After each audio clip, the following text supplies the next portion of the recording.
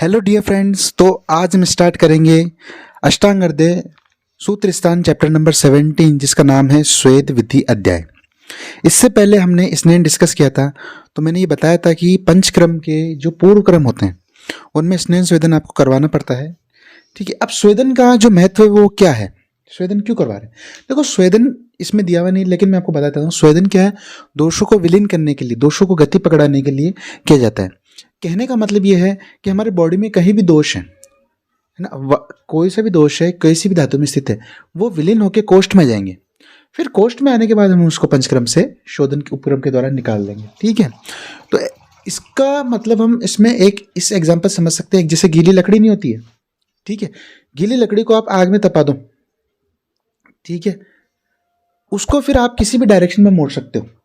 ठीक है, इसी प्रकार हमारी बॉडी में, हमारी बॉडी को हम जब अग्नि से या बिना अग्नि के स्वेदन करवाते हैं तो हम बॉडी के दोषों को कहीं भी मोड़ सकते हैं। यहाँ कहीं भी मोड़ने का मतलब यह है कि भाई वो कौन सी धातु में, कौन सी कला में, कौन सी भी स्थान में, स्त्रोतस में पड़ा हो दोष, उनको वहाँ से चलायमान करके, मूवमेंट प्रदान करके हमारे कोष्ठ में लाना और फिर वहाँ से पंचक्रम के द्वारा निकालना। ठीक है, तब हम बात करते हैं स्वेद के टाइप्स के बारे में। तो स्वेद, अग्नि स्वेद की बात हो रही है। अग्नि स्वेद 4 प्रकार का होता है: ताप स्वेद, उपना, ऊष्म और द्रव स्वेद। ठीक है, तो ये हमारे पास बात है। अगर हम चरक के अकॉर्डिंग बात करें कि अग्नि स्वेद और निराग्नि स्वेद कितने होते हैं, तो चरक ने हमारे साग्नि स्वेद के 13 टाइप्स बताए हैं और निराग्नि स्वेद के 10 टाइप्स बताए। वो जब आप चरक पढ़ेंगे तब आपको क्लियर हो जाएगा। ठीक है, अब बात करते हैं ताप स्वेद। तो ताप स्वेद में क्या करते हैं, अग्नि से गर्म किए गए वस्त्र, फाल लोहे का और हाथ के हथेली आदि से ये किया जाता है। ठीक है, ताप स्वेद और उपना स्वेद में अंतर ये है कि ताप स्वेद में हम अग्नि से गर्म करके वस्त्र, लोहा, हाथ के हथेली ये सब का यूज करें, लेकिन ताप स्वेद में किसी भी प्रकार का कोई औषधि यूज नहीं हो रही है। औषधि का मतलब किसी प्रकार का कोई स्नेह यूज नहीं हो रहा है, किसी भी प्रकार की कोई गण की औषधि यूज नहीं हो रही है। ठीक है, किसी भी प्रकार के दोष रिलेटेड औषधि यूज नहीं हो रही है। ठीक है, ओनली उपकरण यूज हो रहा है। उपना स्वेद की बात करते हैं तो उपना स्वेद में कौन कौन से हमारे पास द्रव्य हैं। एक तो वचा है, किण्व है, शताह है, देवदारू है, धान्य है, रासना है और एरंड है और मांस आमिष है। ये मैक्सिमम इनमें जो द्रव्य है वो वातनाशक द्रव्य है, क्योंकि उपनाह मैक्सिमम वहीं किया जा सकता है जैसे शूल रिलेटेड प्रॉब्लम होती है ना, पेन हो रहा है, स्वेलिंग हो रही है, तो वहाँ मैक्सिमम हमको वातनाशक द्रव्य ही यूज़ करना है। लेकिन कंडीशन के हिसाब से हम आगे पढ़ेंगे कि और भी औषधि यूज़ कर सकते हैं। इनमें क्या करना है आपको, स्नेह, घृत तेल, अम्ल, ठीक है, मट्ठा, दूध मिलाकर वातज रोगों में उपना स्वेद करना। तो वातज रोगों में हमको ये ऊपर वाले द्रव्य ले लें। लेकिन वात और कफ दोनों रोग हैं तो सुरसादिगण, ठीक है, वात और पित्त है तो हमारे पास पद्मकादिगण, इनका हम स्वेदन करते हैं। सालवण स्वेद है जो बार बार करना चाहिए। देखो, उपना स्वेद का ऐसा माना जाता है, कई बार ऐसा माना जाता है कि ओनली पट्टी बांधना, नहीं, ऐसा नहीं। उपना स्वेद के 3 टाइप्स होते हैं। पहले टाइप में क्या करते हैं कि जो भी ये आपको वातनाशक या वात पित्तनाशक या जो भी ये गण बताएंगे, इनका अपन करते हैं कल किया लेप बनाते हैं, है ना, इनको पेस्ट रूप में बनाते हैं। और इनमें क्या है, जो घृत ये जो है ना, दूध वूध ये सब, इनको मिक्स करके एक पतला लेप वहाँ लगा देते हैं। ठीक है, सेकंड टाइप में क्या करते हैं, जो भी आपको गण बताएं या जो भी औषधि बताएं, इनको एक कपड़े की पोटली में भरा, ठीक है, फिर उसको अग्नि पे तपाया, अग्नि पे तपा के बार बार उस स्थान पर रख के हटाना। ठीक है, और फिर आता है एक और टाइप होता है, उसमें क्या करते हैं कि हम उसको कपड़े पर रखकर उसके वो पट्टी बांध देते हैं और पट्टी को कुछ समय बाद हटाते हैं। मतलब अलग अलग रोगों में अलग अलग निर्देश दिया गया है। तो जो पहला टाइप है जिसमें हम लेप लगा रहे हैं वो तो कहलाता है हमारे पास पर्दे है, सेकंड होता है पिंड और थर्ड होता है हमारे पास बंधन। तो 3 टाइप से ये उपना स्वेद लगाया जाता है। ठीक है, आपकी इन्फॉर्मेशन के लिए बता दिया गया है। अब बात करते हैं कि बंधन के लिए चर्म पट्टा दी। ठीक है, तो स्निग्ध, उष्णवीर्य, मृदु और दुर्गंधित। देखो, स्निग्ध होनी चाहिए क्योंकि रोग होगी तो वहाँ व्रण हो जाएगा, घाव हो जाएगा। उष्णवीर्य होनी चाहिए क्योंकि वात का गुण होता है शीत। मृदु होनी चाहिए, दुर्गंध रहित होनी चाहिए। ठीक है, और न मिलने पर अगर ये चीज़ नहीं मिली तो वातनाशक हमारे पास पत्ते हो गए, एरंड, रासना, देवदारू, भद्रदारू, इनके पत्ते हो गए। रेशम, आवि भेड़ के बाल से निर्मित कंबल या रुई से बांधते हैं। रात्रि में बांधे गए उपनय द्रव्य को, दिन में बांधे उपनय द्रव्य को रात्रि में खोल देना। यहाँ जो ये उपना का टाइप है, जो मैंने बंधन बताया, ओनली उसी का वर्णन है, बाकी 2 टाइप्स मैंने आपको एक्सप्लेन कर दिए।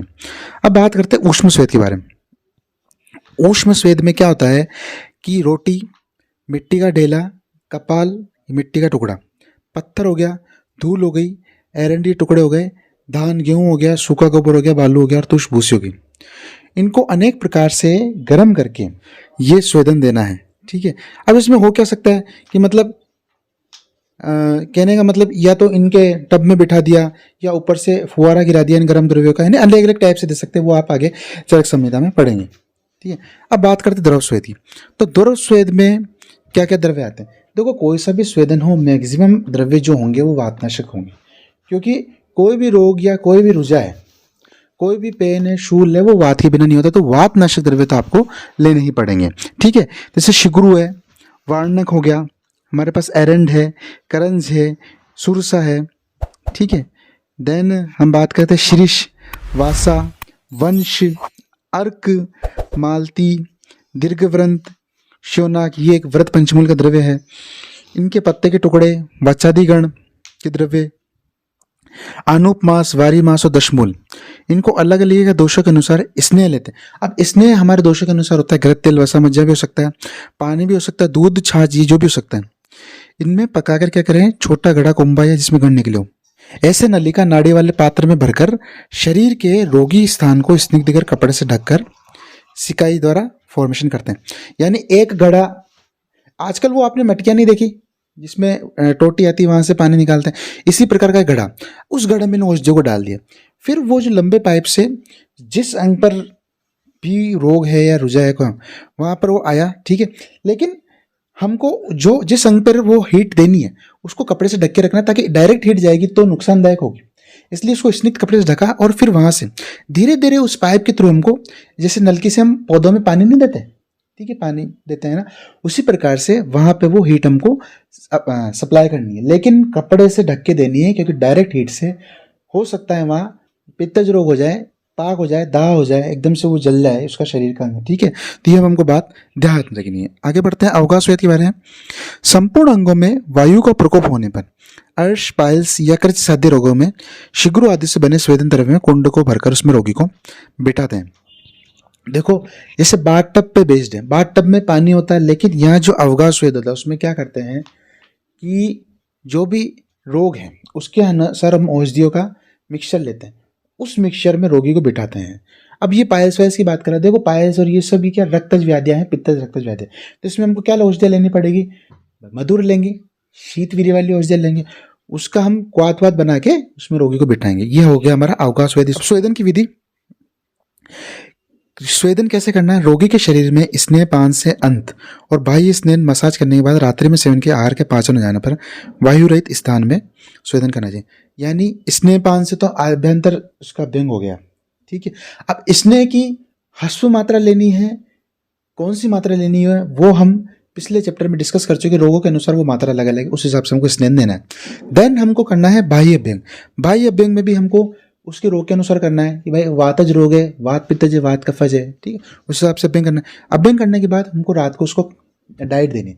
डाइट में हमको ऐसा खाना देना है जो लघु हो, सुपाच्य, जल्दी से पच जाए। मतलब ये ऐसा नहीं कि भाई मतलब बहुत ज़्यादा हैवी खाना दे दिया है ना, जो पचने में ईजी हो, फिर वो खाना उसको सुबह पच गया, देन हम उसको स्वेदन करवाना है। स्थान भेद से स्वेदन, यदि वायु अमाशय में हो तो पहले रुक्ष बाद में स्निग्ध स्वेदन देना चाहिए, और पक्वाशय में कफ हो तो पहले स्निग्ध और बाद में रुक्ष स्वेदन करना चाहिए नियम स्थानुसार।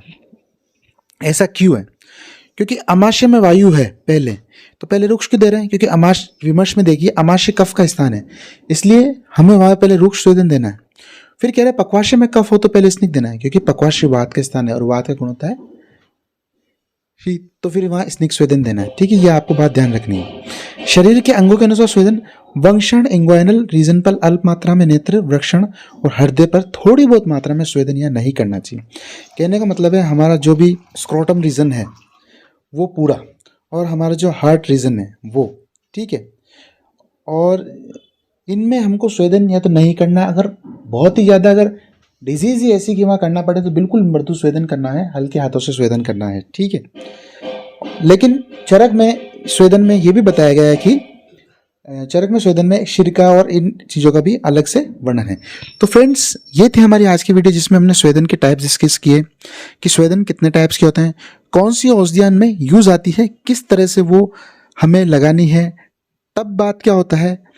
उसके बाद हमने डिस्कस किया कि स्वेदन विधि किस टाइप से करवाई जाती है, स्थान भेद से कौन सा स्वेदन होता है और व्याधि के हिसाब से कौन सा स्वेदन कराया जाता है। ये सब हमने इसमें डिस्कस किया। तो थैंक यू।